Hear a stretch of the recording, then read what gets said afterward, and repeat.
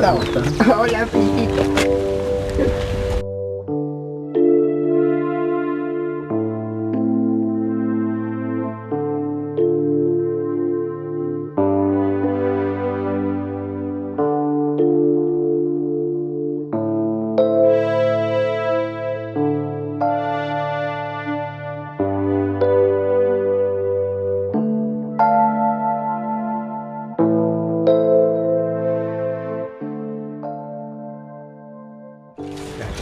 Pero la perra puede tener apellido Perra Chica, pero el perro no. El perro es... Además que siempre has tenido perro, me imagino. He tenido hartos perros. ¿Tienes buena comunicación con los animales? Sí. Sí, pero si te cuento que los pajaritos, oye, se me suben a la mesa. Sí, vi uno al lado de la salamandra, ¿no? Claro. Sí, se meten cuando no les he puesto migas de pan, se quejan. Pero alega. Son más libres aquí. Precioso él. Le tienen menos miedo al ser humano que al santiaguino aquí. No, pero tienen miedo. Esta es la tercera generación de pajaritos ya. Ya. La primera era muy tímida. La segunda fue mucho más entregada y estos ya son frescos. Ya no piden permiso. No, y vienen pajaritos de todos tamaños. Tordos, loicas vienen poquitas. Las de pecho rojo yo he visto al menos. Pero pocas, porque parece que no son muy de costado de mar. Son un poquito más adentro. Claro, más arriba he visto, con razón. Sí, no mucho del lado del mar. Pero los tordos sí, aquí aparecen 8 o 9 tordos. Que ahora tienen torditos chicos. ¿Cuánto tiempo estaban viviendo en las... ¿Ahora? Sí. Desde Semana Santa del año pasado. Harto rato ya. O sea, ¿un año será? Más de un año. Claro, vamos para el medio prácticamente. Porque pasó Semana Santa ya, ¿no? Estamos cerca del 18 ya. Por ahí por abril. Ya. ¿Y por qué elegiste las cruces? Ah, porque como estaba esta casa ya antes y después compramos este sitio. Ah, no siempre ha sido un solo sitio. No, de hecho son 2 roles. Ya. ¿Y eres bueno para el agua? ¿Te gusta bañarte en el mar? Sí, pero a veces. Tan helado que... Es que este país no es muy bueno para el turismo de ese sentido, ¿eh? El turismo está más para los lagos, para la cordillera, para la nieve. Claro, y si es turismo marítimo es mucho mejor que te vayas a Bahía o a Santo Domingo, en el Caribe. Donde, oye, te metes 3 cuadras al mar y te llega aquí y es transparente. Y te sigue viendo los pies. Y andan pececitos de colores por abajo. Y el color turquesa, además. Claro, aquí tú metes un dedo, te congelas. Si después te pones deportivo, te metes entero y te duelen los huesos. Y por último viene una ola y te ahoga. Además, porque justo había un letrero donde dice prohibido bañarse, zona no apta. No, es muy delicado aquí el mar. No es grato este mar. Y lamentable con 4.000 kilómetros de costa que tenemos, porque ¿de qué nos sirve? Escucha, Peter Drucker, ¿lo ubicas tú? Peter Drucker es uno de los grandes futurólogos de la empresa contemporánea y de la sociedad contemporánea. De hecho, él propone el nombre Sociedad de la Información.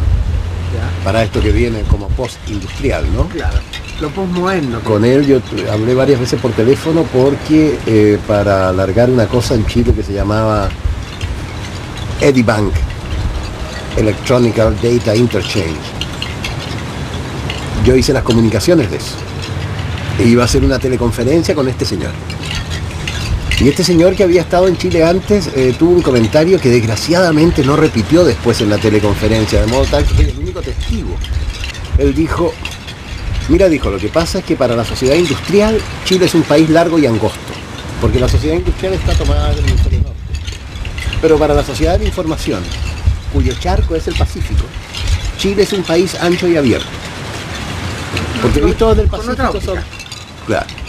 Lo cual acarrea así un problema grave para la cultura nacional, ¿eh? Y es que un país así tiene un futuro geopolítico de país puente. O sea que van a llegar cosas y se van a ir cosas, y van a llegar cosas por el otro lado y se van a ir cosas. Y los países puente tienen 2 posibilidades, o bien son como Hong Kong o Singapur, que tienen una fuerte cultura autóctona y no por esto de ser puente la pierden, o bien son como Panamá, que es un puente de mierda. Exacto. Un puente que todo el mundo ensucia. Y que no era ni ellos. Porque no es de nadie, y además Latinoamérica en general carece de una cultura propia. Y Chile corre ese tremendo riesgo, porque tampoco Chile tiene una cultura tan desarrollada, no nos podemos comparar con Singapur o Hong Kong. Me decía el profesor de la universidad que él tiene una teoría de que Chile, el chileno en general, era acomplejado por su estructura, estaba repartido, la cordillera la tenía encima y el mar al lado, entonces era un país chato, que estábamos así, entonces que él pensaba que por eso éramos acomplejados los chilenos. Capaz. Tenía esa hipótesis. Capaz. Hay una serie de condiciones que se repiten en el carácter nacional en forma. Hay un estudio de Hernán Godoy que es muy bueno, el carácter chileno. Es muy bueno. Pero, ¿qué le falta al chileno? Bueno, le falta lo mismo que le falta a toda Latinoamérica, en realidad le falta tener una identidad clara. Nosotros no somos europeos. Estas son culturas indoeuropeas, si tú quieres, o indígena europeas. Pero en toda Latinoamérica hay una especie de desprecio a las culturas autóctonas, aborígenes. Hay desprecio a los orígenes. No es gratuito que en Chile el puente de Calicanto lo haya desarmado un alcalde de Santiago para vender las piedras como piedras sillares para la construcción. No es gratuito eso. No es gratuito de que este país viva reinventándose, en general toda Latinoamérica. Es como si fuera necesario reinventarse cada vez. Además, me da la impresión que no respetara su pasado. No, para nada. Para nada. Si además casi no lo tiene, pues si son 400 años, no es nada. Es una porquerita de pasado. No tenemos ni siquiera edad media. Y además siempre hemos vivido como país mirando para afuera, hasta nuestros programas escolares no son originales nuestros. Esta reforma educacional que están haciendo ahora es una reforma que tiene origen extranjero. Es una pena, es un enredo. No es bueno lo que pasa culturalmente en Chile. No es bueno. Mira, ¿tú conoces la teoría de las charcas, le digo yo, o no? No. Es que si me dejas hablarte un poco te la explico. Hay una teoría geopolítica que a mí me hace mucho sentido, y es que siempre los progresos de las grandes civilizaciones han pasado alrededor de un charco. Primero las culturas fueron lacustres, alrededor de lagos. Después fueron ribereñas, el Tigris, el Éufrates, el Nilo. Después fue, el Mediterráneo oriental, el mar Índico, por otro lado, el mar de la China. Y al ir creciendo el desarrollo de la tecnología humana, va creciendo el charco. Hasta que, para hacer una historia larga, bien corta, llega el siglo XVIII y descubren el poder de la energía hidráulica, y en la parte occidental de Europa, de Alemania para acá, y la costa oriental de los Estados Unidos, se desarrolla la sociedad industrial. De hecho, las grandes ciudades de la sociedad industrial en Estados Unidos están hacia el Atlántico Norte, no están hacia el Pacífico. Exacto. Pittsburgh, Detroit, Chicago, Nueva York, que son las grandes ciudades industriales, están al lado de acá. Y de repente comienza a salir las tecnologías que tienden a cambiar la cultura humana. Es decir, la computación, las tecnologías espaciales, la biogenética, incluso la ingeniería genética, las redes mundiales de televisión y de computadores. Todo eso comienza a nacer en la costa occidental de los Estados Unidos, California, Silicon Valley, que es el lugar de los computadores, está en la costa de acá. Eso lo copia rápidamente el reflejo a través del Pacífico, Japón y los tigres asiáticos. Lo copian rápidamente. Desde el año 1978 hay más comercio marítimo por el Pacífico que por el Atlántico.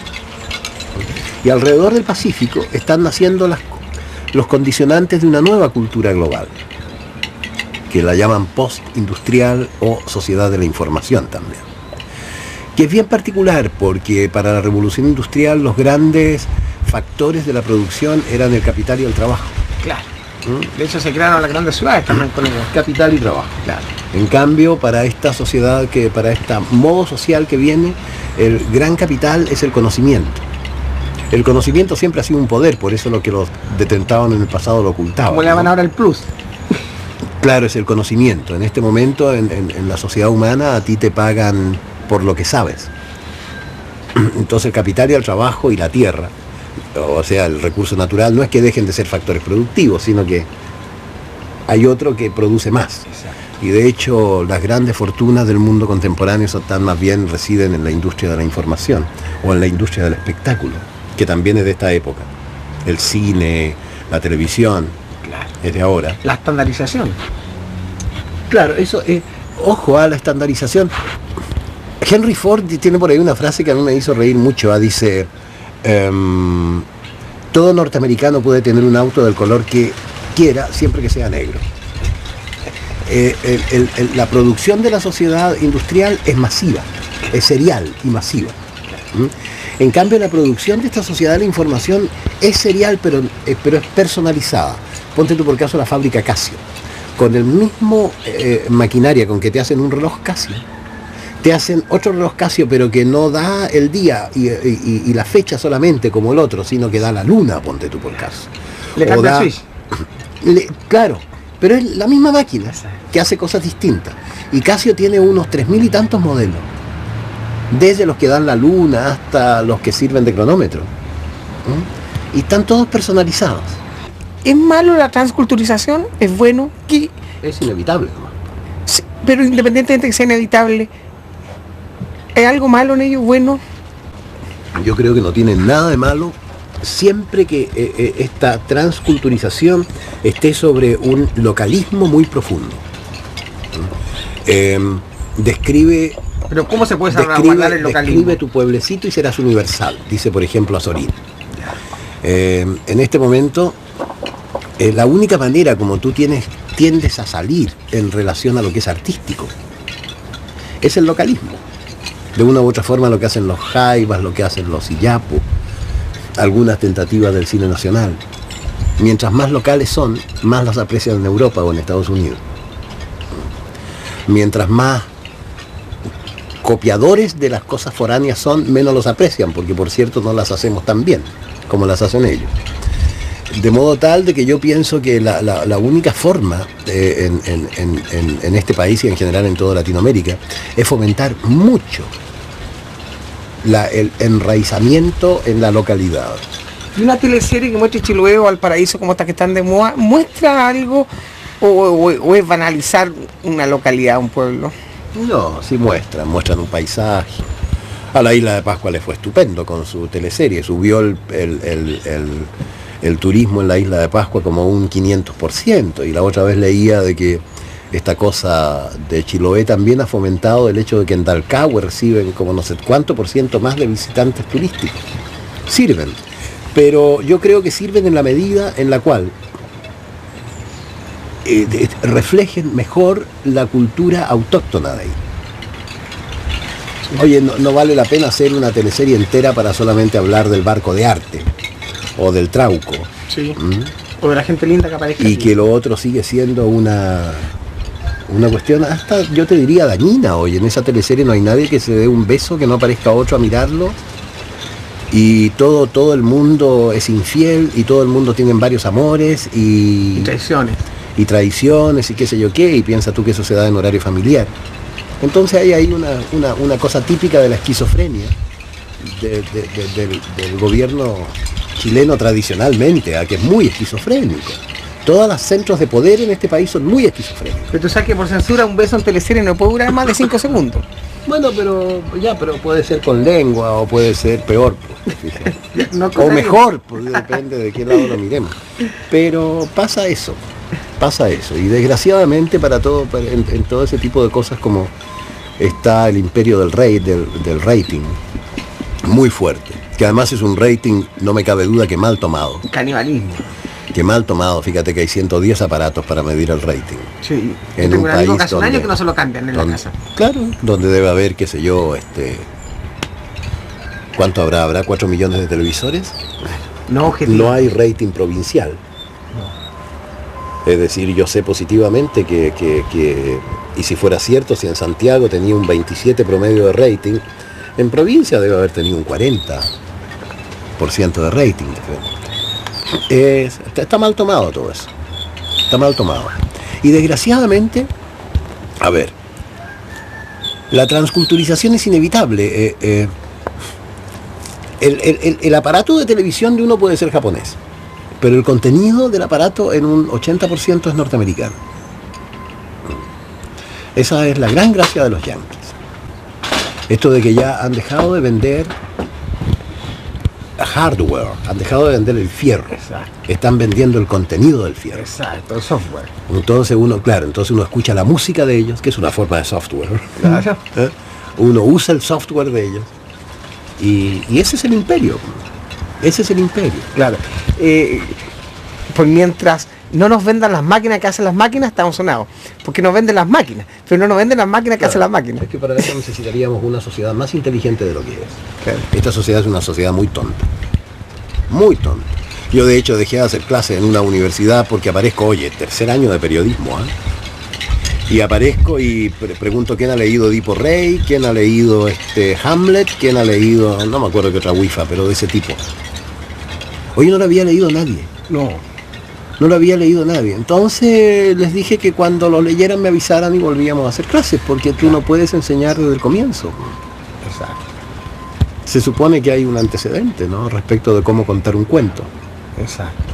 Y si lo contó tan bien Homero y si lo cuenta tan bien, ¿por qué no basarnos en ello? Gustavo, ¿nos puedes mostrar parte de tu casa, el patio, la hermosa vista al mar, o la casa que se derrumbó con el terremoto del 85? El jardín no te lo puedo mostrar porque en este rato es para la imaginación. De Ya. hecho, tu sonidista me ha aplastado 4 plantas, pero no importa. Por eso le pongo miguitas de pan a los pájaros. Y les compro alpiste y semilla de cáñamo, que de repente crecen en unas bellísimas matas de marihuana. Claro. Yo creo que por ahí se arregla la cosa, el jardín. ¿Cuántos años calcula que tiene esta casa? Esta debe tener unos 20 y esa debe tener unos 35. ¿Tan joven esta casa? Sí, 20, 23 años tendrá. Sí. Harto bueno, ¿eh? Y a mí me encanta no pintarla, te voy a decir, porque me encanta la cosa descascarada, media decadente. Me recuerda a Drácula. Ya. ¿Y tienes algo de Drácula? No, atractivo por el personaje nomás. Además que es súper interesante, fíjate que tú sabes que historias originales, argumentos originales, hay solamente 36 en el mundo. De los cuales en los últimos tiempos se han metido re pocos arquetipos narrativos.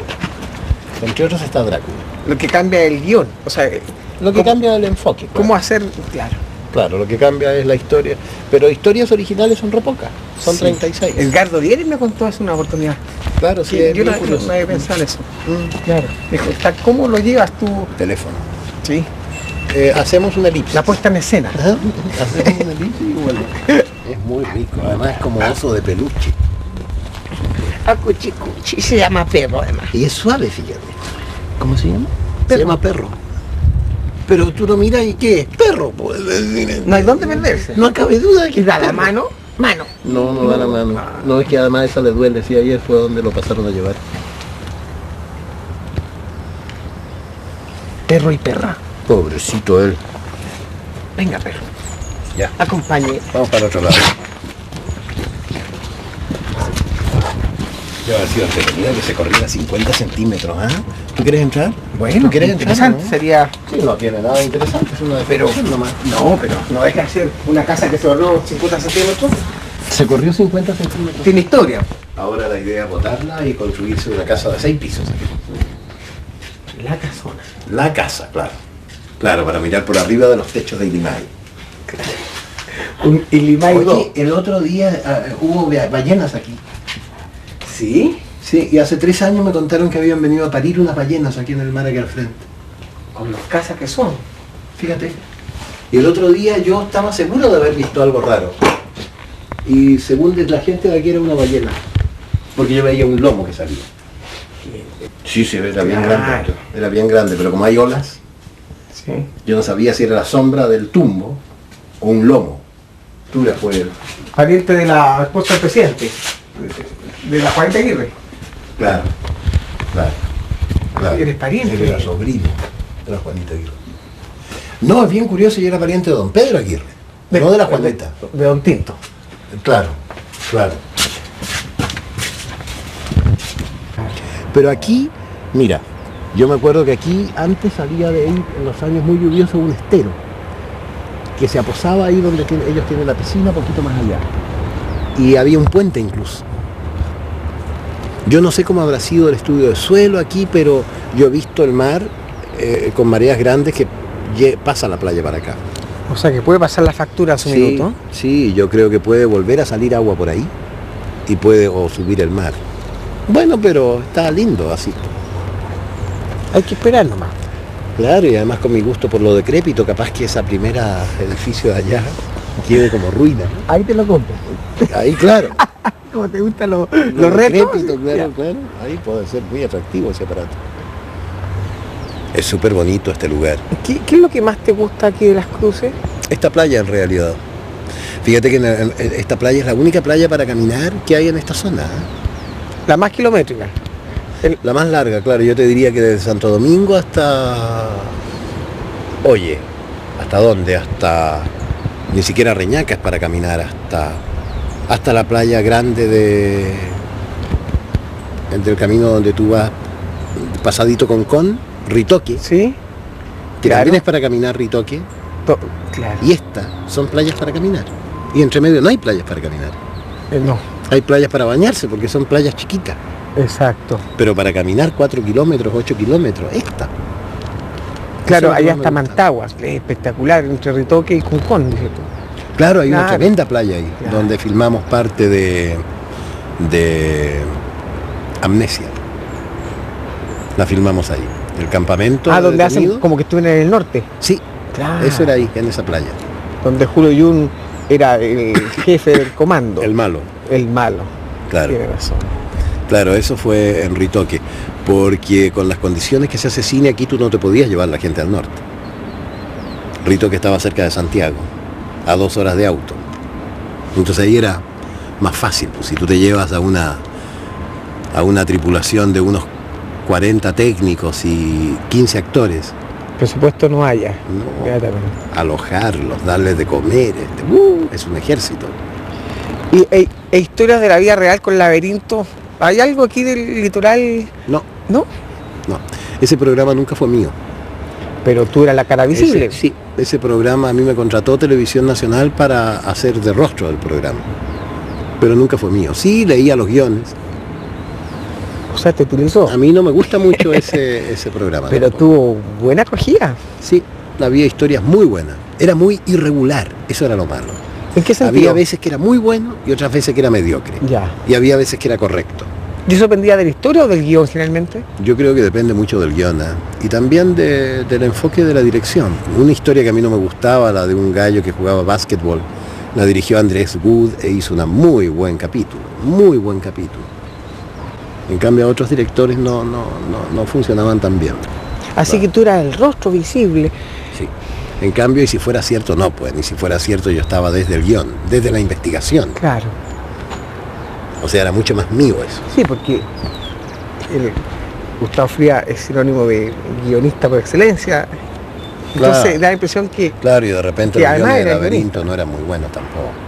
Había guiones buenos, pero a veces no. A veces no es fácil hacer guiones, ¿ah? ¿Y actualmente en qué proyecto estás?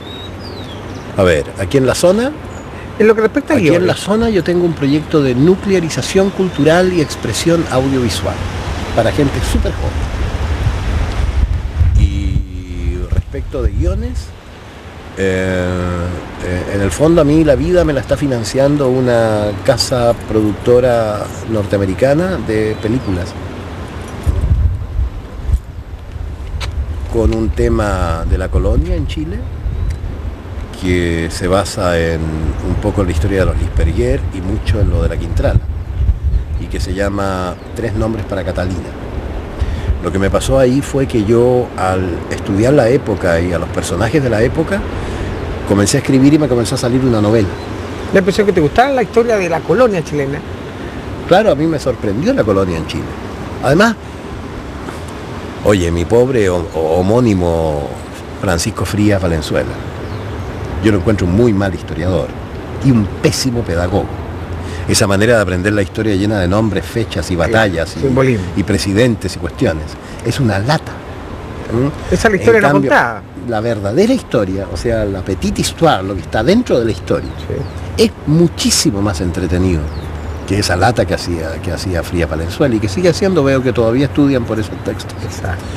Y además una historia muy mal enfocada, es una historia como si lo único que existiera es Chile. No hay relación con afuera. Oye, qué importante que saber de repente que en el momento en el cual Pedro de Valdivia estaba fundando Santiago, por ejemplo, oye, Miguel Ángel estaba pintando el techo de la Capilla Sixtina. Y a la vez estaba la contradicción de que te enseñan historia pero no teoría social. Y no puede haber historia sin teoría social. Pero el desarrollo, como Chile inserto en el mundo, yo nunca lo vi en la historia que estudié. Y en cambio estudiar la colonia, con todas sus vicisitudes, sus relaciones con España y su relación con los indios y su relación con los piratas, porque esta costa estaba llena de piratas. Claro. Y de historia de piratas. De hecho lo abarca. Eran las bodegas de San Antonio, del puerto viejo, que es el puerto actual de San Antonio, y el puerto nuevo que quedaba en la caleta de Cartagena, la caleta San Pedro, era el puerto nuevo. Eso era, lo abarca, eran las bodegas de los puertos, y las fabricaron ahí porque los piratas llegaban y se robaban las bodegas. Entonces no podían tener bodegas en la costa.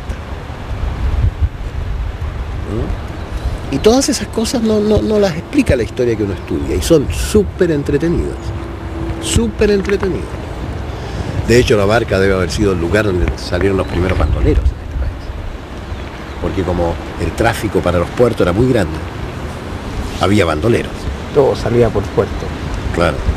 Y de ahí vienen las cofradías, que eran originalmente para vigilar que no se robaran esta cuestión, que la armaban los propios habitantes. Y volviendo al tema, en San Antonio o en la provincia, ¿cuál es tu proyecto en lo cultural? Es un proyecto de nuclearización cultural de la zona entera. Ponte tú por caso, después de la investigación que hicimos, el núcleo cultural de esto tiene como límites Algarrobo, El Totoral, lo abarca, Leida, Matanzas. El mismo cuento que te cuentan en el Quisco, del pie de la princesa, te lo cuentan en Yoyeo, con otra roca. No, con otra roca. ¿Ya? El mismo cuento, pero con otra roca. Entonces todas las leyendas de la zona están en ese núcleo. Y ahora la leyenda tiene una repercusión muy clara en la geografía. Es un crimen que, oye, la viuda da 10 poblaciones por lo menos, porque yo veo viuda 9, viuda 10, o sea, por lo menos hay 10 poblaciones viudas. ¿Y la historia una? La historia es una, y las piedras que identifican la historia, hoy están dentro de un colegio ahora. Claro. ¿Cómo no se les ocurre hacer una plaza ahí? Un lugar que recupere donde los lugares tienen memoria. Claro, bueno, volvemos a lo mismo, el respeto por el pasado no hay aquí. Claro. Entonces el objetivo, después del taller del primer semestre, ahora es realizar microprogramas de donde los lugares tienen memoria. Imagínate tú una especie de visiones, pero que no solo muestra el lugar, sino que cuenta la leyenda del lugar, claro, de la zona. Y ojalá poder hacer 2 programas más desarrollados de donde los lugares tienen memoria. Una especie de viaje a la leyenda, digamos. Y esto de traer personajes interesantes, como fue el caso de Ricardo Israel, que den charlas, sí, conferencias. Sí. Eso es una parte del taller. Ya, pero se va a seguir haciendo. Porque, sí, claro. Claro, porque la gente necesita tener información y relacionarse con los grandes temas del pensamiento, tanto nacional como internacional. Por eso también vino Eric Goles, por lo del pensamiento científico. El premio nacional. Claro, trajimos a Gonzalo Justiniano para que le contara un poco a los muchachos las grandezas y miserias de la industria audiovisual en Chile. Y en lo cultural, ¿cómo veías la provincia? Pero pobrísima. Pobrísima. Piensa tú que cuando yo me fui de aquí la primera vez, había 2 salas de cine en Cartagena. Y ahora no había 2 ninguna. en Yoyeo. Ahora no había ni una. Y desgraciadamente en San Antonio es donde está quedando más claro esto del país puerto, país puente. Porque San Antonio es una ciudad puente. Y si tú la miras es fea, está sucia. No hay lugar donde no haya un papel botado. Y además que el puerto no beneficia a la ciudad en sí como característico tributo. De puente, de un lugar que no es de nadie, un puente. Es una pena, pero está pasando eso. Y ahora yo creo sí que el futuro puede ser mucho más optimista. definitivamente yo veo cantidad de gente que se está comenzando a venir a vivir aquí, a tomar esto ya como residencial. Esto está a ¿cuánto? 1 hora, 1/4 de Santiago. Es un lugar ideal. En cualquier país del mundo la gente que trabaja en Santiago viviría aquí, grandes cantidades de gente. Pero no como ciudad dormitorio. Casi como ciudad dormitorio balneario, diría yo, que capaz que llegue a transformarse. Ojalá, pues. Porque la idea sería que cada individuo se venga, pero con un proyecto. Así como tú lo tienes en lo cultural. No, ese proyecto a mí no me interesa, a mí no me interesaba ese proyecto como proyecto vital. Ese nació por las exigencias de la localidad, digamos. Pero tú estás llano a hacerlo. Sí, claro, pues, inevitablemente. Tenías la inquietud. Inevitablemente. Además, además es bien curioso, fíjate que la juventud de esta zona es mucho más interesante que la juventud santiaguina, veo yo. Son mucho más inquietos. Hasta te diría que están mejor educados. Hablo de culturalmente que la gente de Santiago. Yo aquí me topo con alumnos de colegio, alumnas del Santa Teresa, ponte.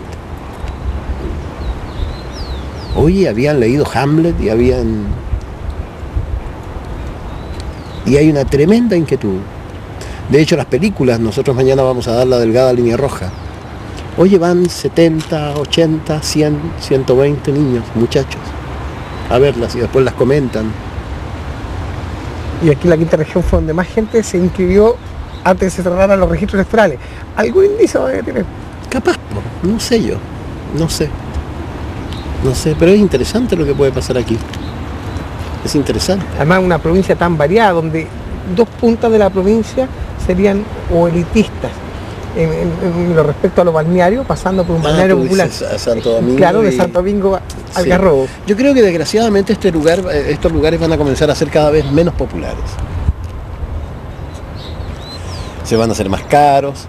Vas a ver, tú estás muy cerca de Santiago. Y con una autopista espectacular. Claro, está muy cerca de Santiago, entonces yo creo que la popularidad se le va a ir quitando un poco a esto, a la zona.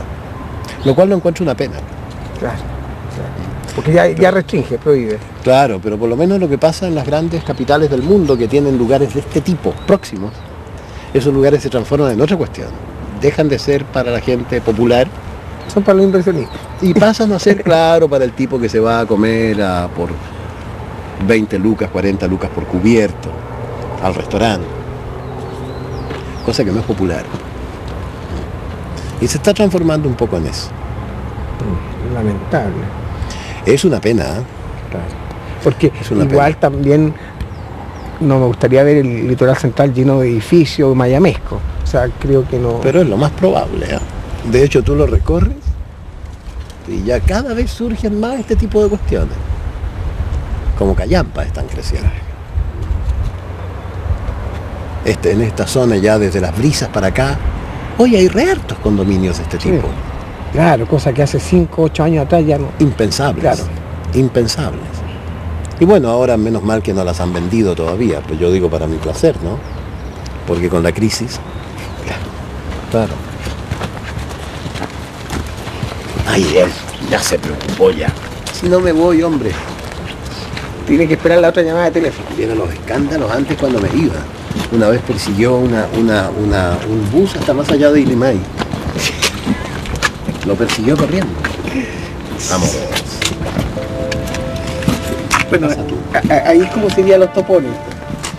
Claro, eso es lógico.